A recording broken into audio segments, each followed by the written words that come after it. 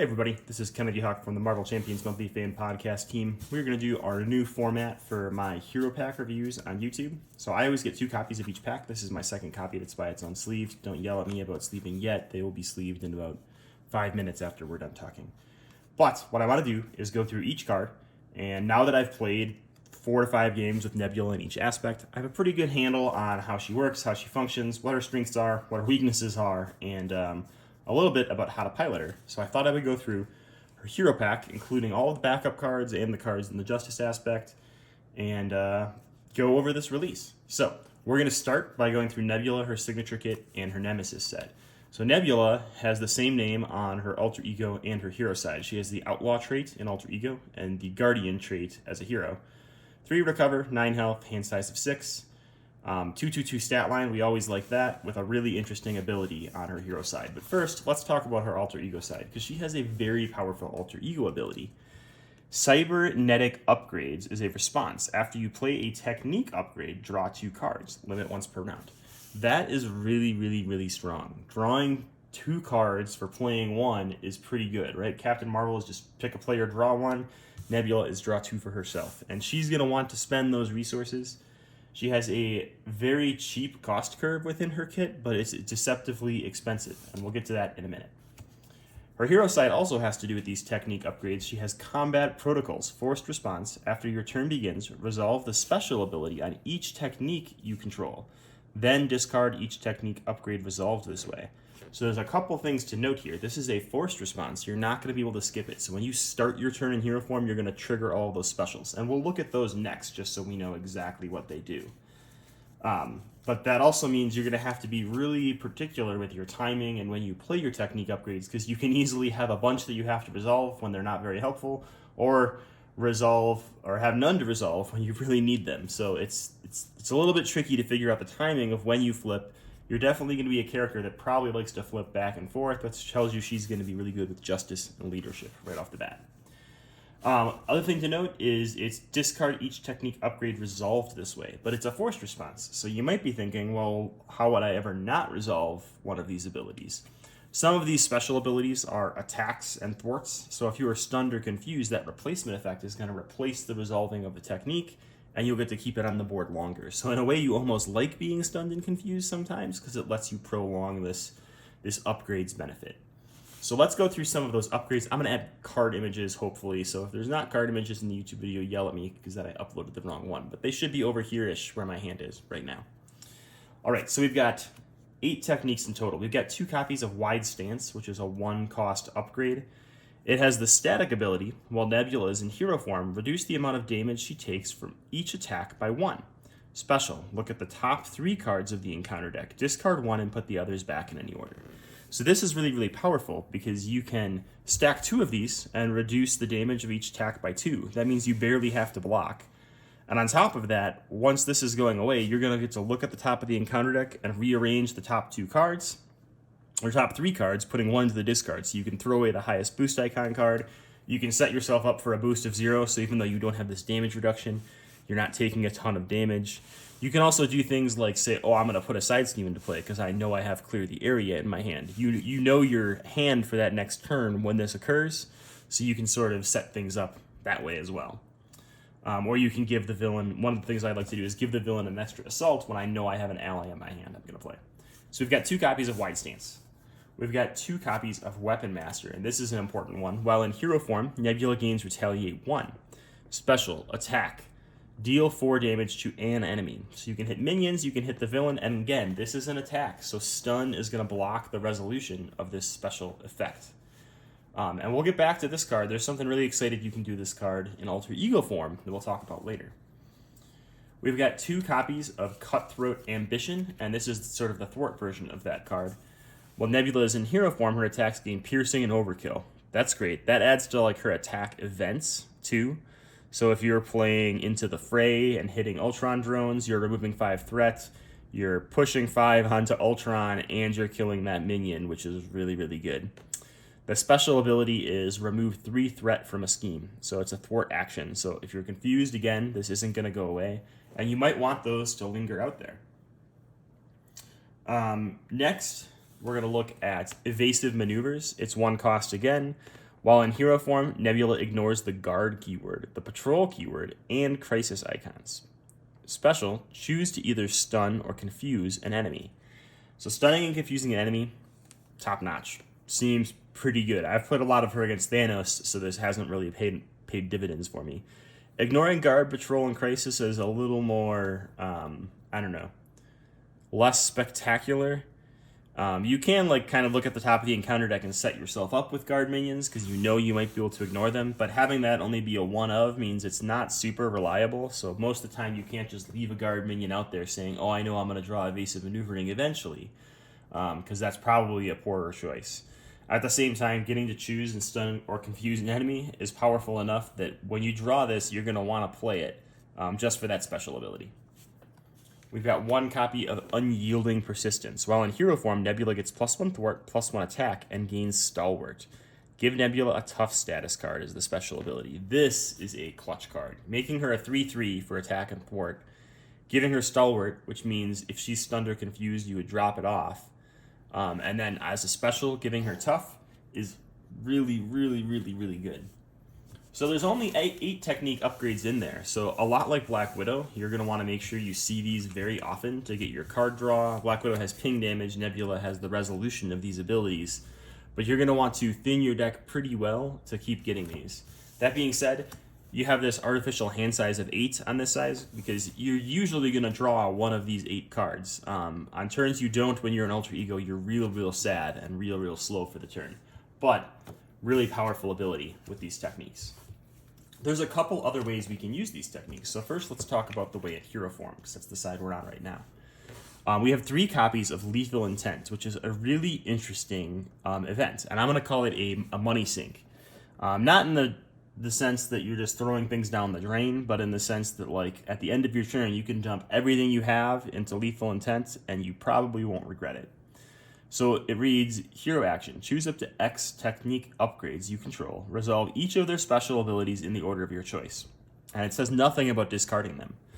So if you've got the one that lets you stun, and the one that gives you tough, and the one that deals 4 damage, you can pay 3 resources, plus Lethal Intent, to deal 4 damage, give Nebula tough, and put stunned on an enemy.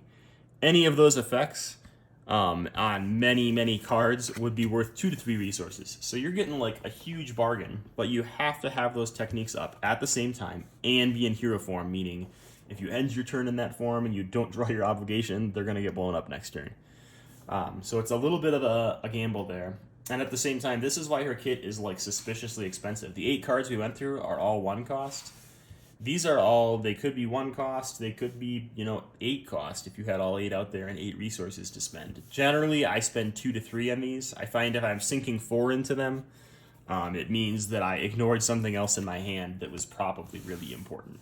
But really interesting card, really cool use of the X resource cost.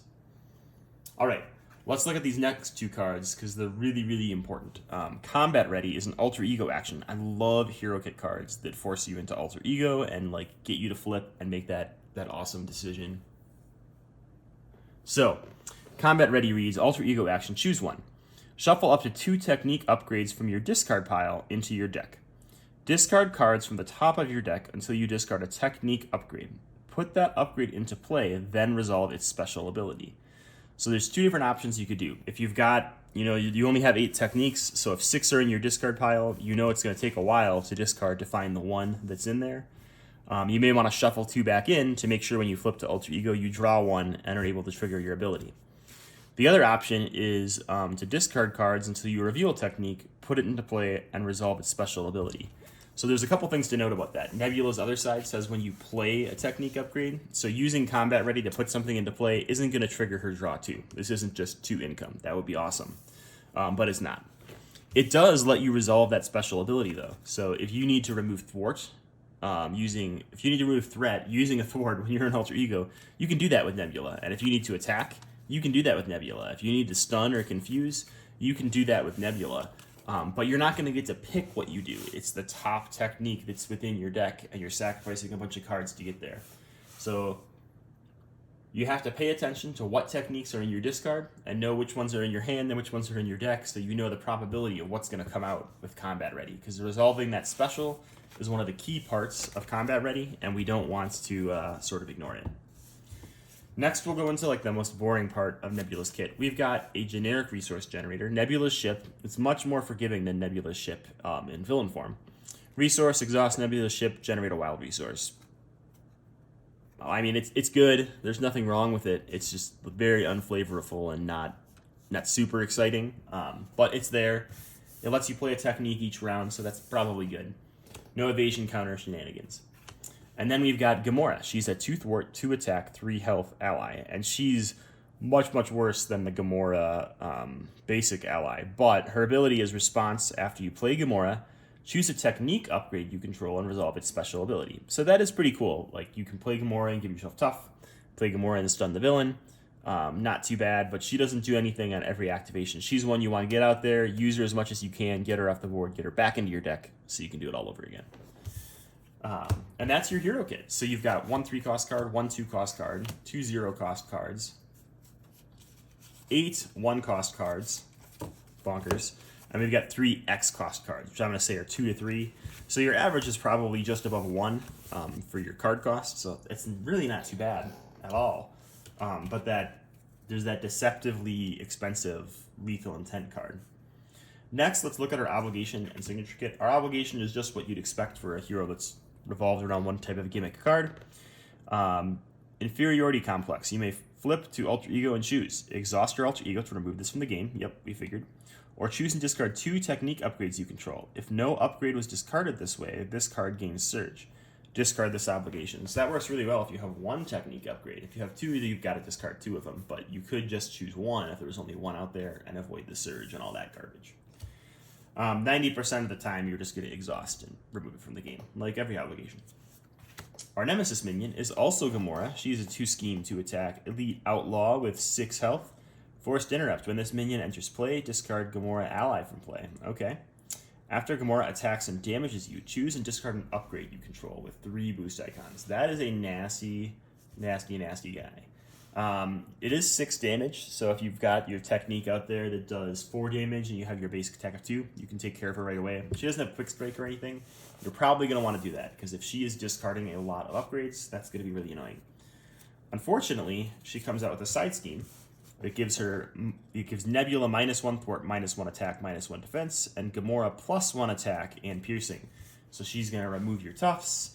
She is going to be 3 attack, and it's actually going to take more than just that hero activation and technique resolution to get rid of her because of this side scheme, self-preservation. I really like these side schemes that only really affect the Nebula player, because in multiplayer, the team has to decide, well, do we help Nebula out or let her deal with that for a couple turns while we punch the villain? And that's a really cool and interesting design point. We've got 1 copy of Lethal Weapon. Give to Gamora if you cannot attach to the villain. Hero action. Discard an upgrade you control to discard this attachment, and it gives them +1 attack. So Gamora here could get up to 4 attack just with her little Nemesis kit, which is pretty crazy. And we've got 2 copies of Old Rivals. And this card is banana pants. I don't know if it was intended to be this way, but what it reads is, when revealed, Gamora attacks you. If no attack was made this way, this card gains Surge. If Gamora's hero or ally is in play, she resolves her attack against you without exhausting. So what this means is these get shuffled into the deck, and when Nebula draws them, this Gamora minion could attack her. But if you've defeated this Gamora minion, and you now have this Gamora in play, your ally attacks you, which feels really weird. And like when Lethal Weapon comes up, it like attaches to your ally and helps her, I think. I'm not sure. Jury's still out on that one. Or what's even weirder is if you're playing a game with Nebula and Gamora, and the Gamora player draws Old Rivals, Gamora punches herself. Which I really like theme in my card games. So the minion being Gamora and having this sisterly fighting with Nebula is really cool. I'm not a super big fan of Old Rivals and how unthematic it can be in a multiplayer game. But it's still there. She does attack regardless of if you're in hero or alter ego form, which can be really, really mean. So look out dropping down to alter ego as Nebula once your Nemesis set has come out. So we are going to reset the camera here, and then we will look through the rest of the cards in the pack. But first, let's just talk about Nebula real quick. Give her sort of like a grade, if you will. So I've played Nebula in all 4 aspects. I think she works really well in all 4 aspects. You can get her to really high attack. She's going to work really, really well in Justice and in Leadership because she likes to flip and take advantage of that ability. So Confusion is important, allies are important, stuff like that. Her health is a little bit low, so she's not super great in protection, but she does have that ability to give herself stunned. I mean, not stunned, tough. Again, that's only on 1 card out of her 15-card kit, so you can't really count on that with Nebula, is what I would say. Ultimately, I think she's a pretty good A-tier hero. She's not like Doctor Strange, Banana Pants levels of strong, but she's not down there with Hulk and the rest of his friends. So she's a strong hero that can work in all 4 aspects, and I would give her an A rating. Really, her standout cards to me are some of her technique upgrades. The one that gives plus stats is really nice. I'm real sad that there's only 1 of it. But I do really like the one that gives her Retaliate and deals damage, because it basically is a 5 damage card over the course of a turn and a half. I really like Combat Ready, the action. I like things that push you into alter ego form, so I think the design space on Nebula is really well explored and really interesting. All right, on to the aspect cards. All right, here we are. First, let's go through these Justice cards. We've got a 2-cost ally, Eros. He has 2 thwart, 1 attack, and 2 health. Response: after you play Eros from hand, confuse a minion for each mental resource you use to pay him. That's really good. We've seen in Galaxy's Most Wanted and Mad Titan Shadow how good Spider-Girl can be, because the status cards on minions actually do matter for letting you tank those minions and keep them out there. And Justice is no different. If you flip a bunch of minions and you need to flip down to get your card draw as Nebula or as Captain Marvel or whoever, being able to confuse those minions and delay them around can be really, really, really strong. And 2-cost allies are always strong. This guy could have a blank text box, and he would be a strong ally that would almost be an auto-occlude in Justice decks. So let's just be real here.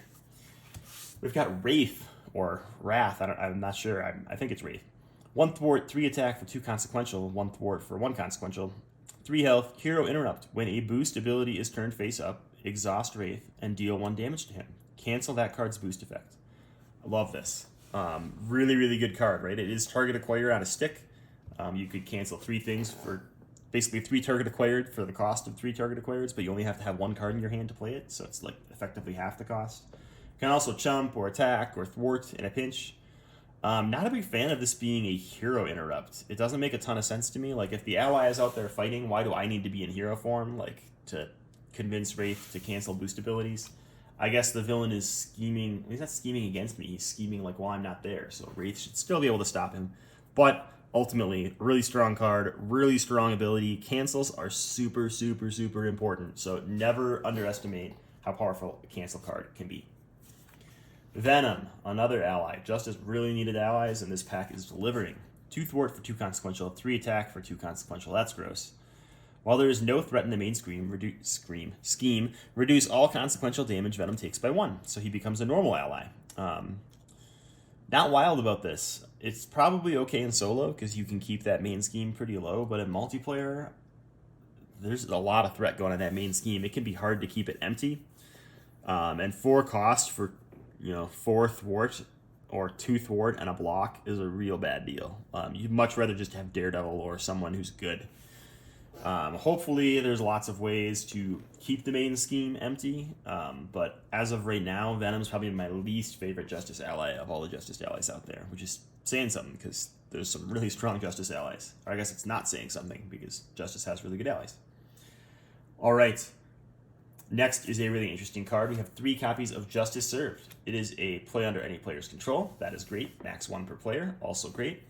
Hero response. After you thwart and remove the last threat from a scheme, discard Justice Served and ready your hero. So this is a little bit interesting, because you can play it on each player, just like under surveillance, or not under surveillance, what is it? Skilled Investigator.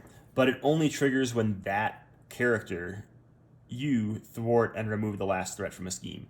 So it's kind of like the Justice player handing out treats to other people, encouraging them to do their job for them. Not a big fan of that. I think it is really strong on Justice characters that have big stat lines. So I'm thinking this could be really good on Miss Marvel to do some combo shenanigans with Turn the Tide and stuff like that. This could be really good on She-Hulk. Then again, She-Hulk doesn't thwart a lot, so you're going to have to count on your Justice events to help you thwart. But being able to ready and do your 3 attacks twice in a turn is really, really strong. I haven't seen a lot of good use for it throwing it on other players yet, which is a bit of a bummer. It is a very good card. 1 cost for a ready is pretty good, and it's a ready at a time of your choosing, sort of. It's just removed the last threat from a scheme, so it doesn't have to be like a side scheme being defeated, which is also good. But again, like this is going to be a much better card in solo than multiplayer, which is a bit of a bummer. I'm not a big fan of cards that like the value changes drastically in solo versus multiplayer. I'd like them to be useful in both. And this card is at least useful in both. It just becomes harder to trigger the more players in the game. We've got 3 copies of my probably favorite card in the pack, One Way or Another. Max 1 per round. Hero action. Search the encounter deck for a side scheme, reveal that side scheme, and draw 3 cards. Draw 3 cards for 0 cost. Amazing. This is going to be so good in Black Panther, who can draw into Wakanda Forever's burst and remove the threat from that side scheme so you don't have to worry about it. It's going to be great in Captain America, where you might draw into a Heroic Intuition. Not Heroic Intuition. Oh my gosh, I'm forgetting my card names. I haven't played these old heroes in so long. The one that gives him +1 thwart, Fearless Determination, or something like that. It's going to be great in characters that have 2 innate thwart or the ability to remove that side scheme right away, especially in solo. This is another one. Better in solo than multiplayer, right? If you reveal a side scheme that's, 2 hinder 3, all of a sudden there's 14 threat on the board. Also, you could draw 3 cards. Whereas if there's 5 threat on the board, so you could draw 3 cards. That's a good deal. So again, this is another really good solo 2-player card. Maybe less so the more players in the game, especially those schemes that ramp up per player. But it lets you set up combos with Justice Serves, which I really like. And drawing into 3 cards is nothing to sniff at. Unfortunately, with Nebula, you want to draw those cards while you're an Alter Ego so that you can trigger your Alter Ego ability. So not as good with her, but still a really good card. I think it's going to be a staple in a lot of decks that want to deal with side schemes. All right, we've got 1 copy of Determination, max 1 per deck. After you spend this card, remove 1 threat from the main scheme. I love this card. I think it's great. It is a hero response, so it's only when you spend it in hero form, but still really good. And 2 copies of Power of Justice. This was a bit of an oddball because thus far you can see in Justice the only cards that cost 2 or more are the allies, so it doesn't have a ton of cards to trigger. But we've got more Justice cards to go through, so maybe it'll get better. All right, let me get these out of the way for you all, and we'll get the next set of cards out on the board. We're still going through Nebula's pre-constructed Justice deck. We've got 3 copies of Brains over Brawn.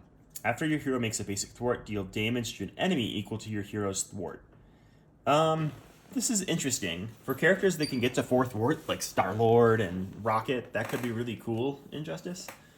At the same time, you're paying 2 to deal 4 damage. That's just like a staple hero card, not anything spectacular, and you've got to do other things to make it worthwhile. Not really sold on this one yet. I think it could be really cool eventually. If it was 1 cost, it would be outstanding, maybe even broken with some heroes. At 2 costs, there's a lot of heroes that are just never going to run this, like She-Hulk and people like that. So it's a bit of a bummer. I really hate Justice cards that have a picture of Spider-Man on them because he has such low thwart, even though he's really good at thwarting villains in his comic, that it just makes me angry. So I'm just going to be negative towards that card for no reason. All right, we got 2 reprints, Heroic Intuition. So that is going to get Nebula up to her 3 thwart, and it works really well with that card we just looked at, Brings Over Brawn. So it makes sense. So now our Power of Justice is starting to make sense. We've got 8 cards total in Justice that trigger Power in Justice, so not a big deal. Got a couple more reprints here, and we've got Nowhere and Cosmo. Those both existed before, so we don't have to go over them in detail, but it is nice to have reprints of cards that I would consider staple cards from the Guardian cycle. So these are reprints I like. FFG, if you're watching this, more of this, less of this. We have 8 of these now. I don't need more of these. But Cosmos and Nowheres, you can give me 2 more, and I'm not even going to complain. We've got a team-up card, Daughters of Thanos, and I'll give you a spoiler right now. There's actually one in the backup, too. So this is a Gamora Nebula team-up, max 1 per deck. Hero action, draw 3 cards. Pretty good. It's not as amazing as you would expect, right? You're paying a resource plus that card to draw 3, so you're usually netting 1 card out of it. But netting 1 card is still better than netting 0 cards, and it lets you cycle through your deck faster to find the combos that you want. Got 2 copies of First Aid. Again, here's one, like I'm sitting at, like, I think I have 2 core sets, so I have like 14 copies of this. If you could give me, I don't know, Ironheart and Spider-Man instead, I would not complain. I'm just an idea. Basic resources, expected. We're not going to get out of those, but they're here again. So we've got 6 resources in Nebula's kit. It seems like that's going to be sort of the new trend going forward, is a ton of resources in these hero pre-constructed decks. On to the off aspect cards. We've got 3 copies of Energy Spear, and this card is bonkers good in an aggression deck. Energy Spear is attached to a Guardian ally, max 1 per ally. Attached to ally gets +2 attack, and its attacks gain piercing. So this is basically just Bug's Spear. That's what it should say. You play this on the Bug ally from Galaxy's Most Wanted. Every time you make a basic attack, that Bug ally is going to heal. Bug now swings for 3 in piercing. That makes claws like Armored Guards a joke. Anything with tough guard and 3 or less health is just gonna get shred by Bug as you heal him over and over and over again. We do have Marvel Boy, and I can't remember if Angela has the Guardian trait or not, but a few other Guardian allies that you could play this on. And you can play it on other players' Guardian allies. So if someone else plays a Guardian ally, you can play this across the board. It's not attached to a Guardian ally you control. So it can be a really powerful card, even in team-up decks, which I really, really like. Probably like one of the most amazing cards we get here. We've got our team card for Guardians of the Galaxy.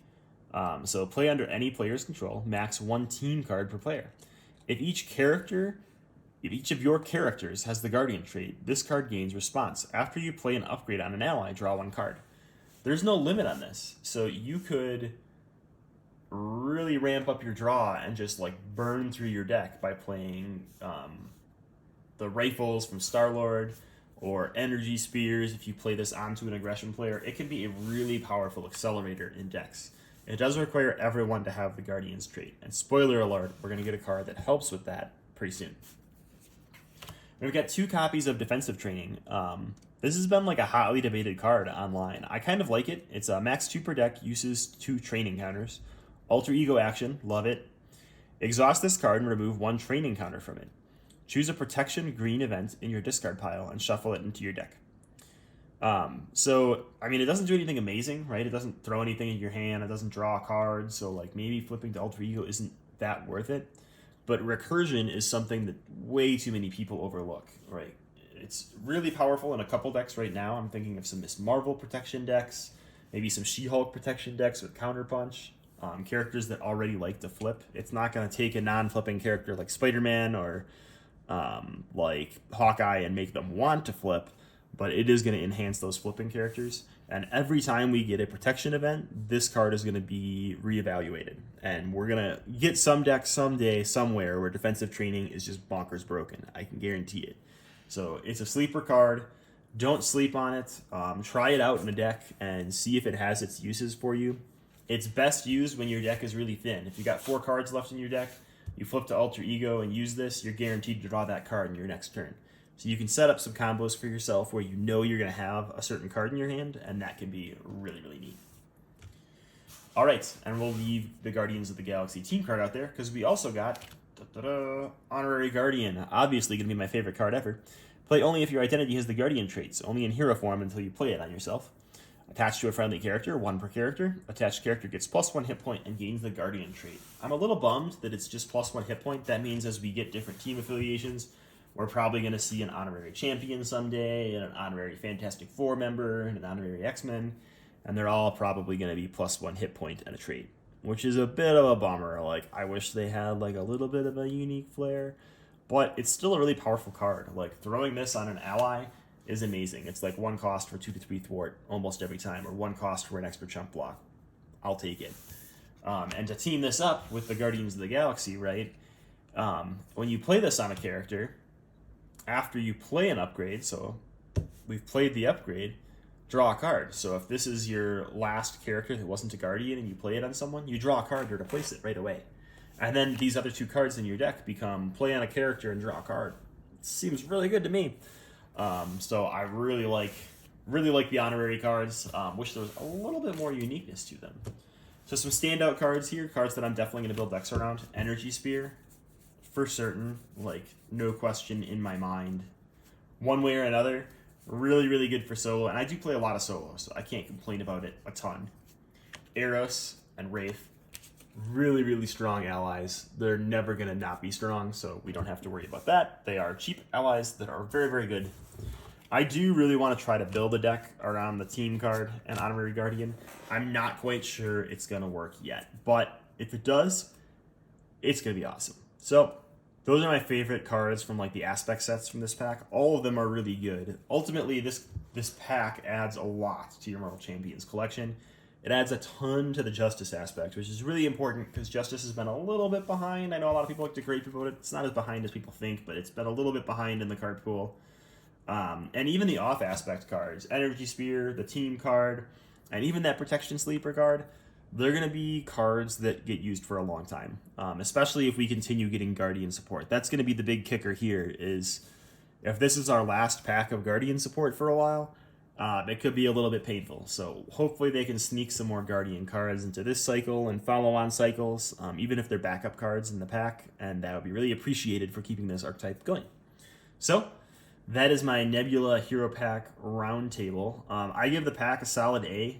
It's not the I'd even give the pack an S. It's definitely a must buy. It adds to your collection. She's not like the super tier hero that Doctor Strange and Scarlet Witch are, but she's got enough cards in her pack that add entire new deck types to Justice, and almost deck types to the other aspects as well, with just single cards, that she's well worth the purchase. So definitely go pick up Nebula. She is out now, and that's our Hero Pack review. So I hope everybody enjoyed this. If you have a favorite card from Nebula's Hero Pack, or a least favorite card, and you want to gripe about it, put it down in the YouTube comments below. We'll always look at them, respond to them, and usually use that feedback for our future videos. So when we make more Hero Pack reviews, you can kind of have an influence on them by telling me what you think. Thanks for tuning in, and have a great day.